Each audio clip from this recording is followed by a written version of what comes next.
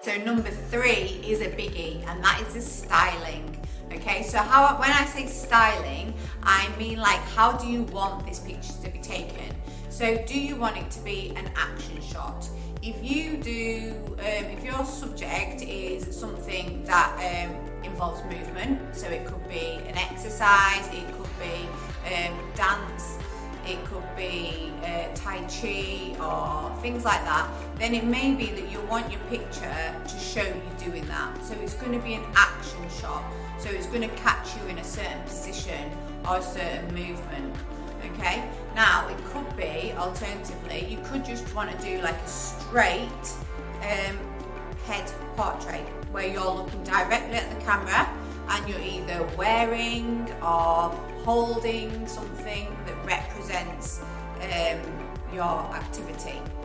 Now, if you remember when we looked during the consultations, we looked at other work, it doesn't have to have your face in it, okay? So if you want it to be the back of you, it could be the back of you.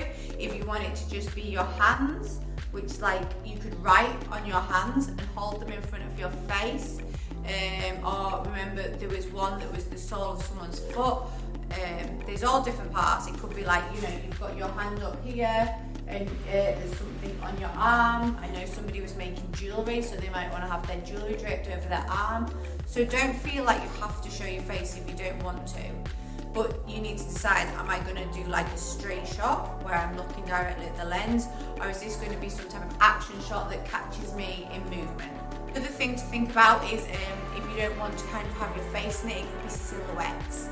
Okay, now if you want to do a silhouette where you are completely in darkness and there is light around you, the easiest way to do that is to stand in front of a big window. So ideally, if you've got nets in your window, that's great because they act as a big flat diffusion for the light, that's great. But you can just stand in front of the window, I don't know if you can see me understand that, and then if you, the camera or the device that you use, which we're going to go into, will expose for the brightest point, which will put you in complete shadow. So this is the window, imagine the window's behind me and the light is coming through, I'm stood right in front of it, and all you're going to see is my silhouette in darkness and the bright light behind. Now that type of shot's really good if you're doing a pose, so I don't know if I want to do this or something like this, then a silhouette's great for that. So that's something to consider. So now you know what your subject is and where you're going to take it, consider what type of style you want your image to look like. Okay, it could look quite documentary where someone's just taken a picture of you doing the activity, or it could be very much you posing and looking at the camera. Okay, so they're the things that you need to think about next.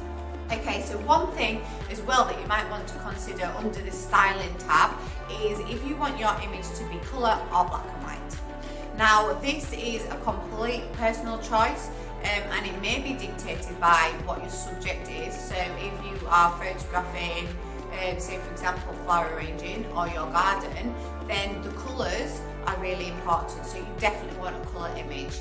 If you are doing something which is just a self-portrait of you holding an object, you may want to create quite maybe a moody or somber feel, or maybe more edgy, then you might want to go black and white.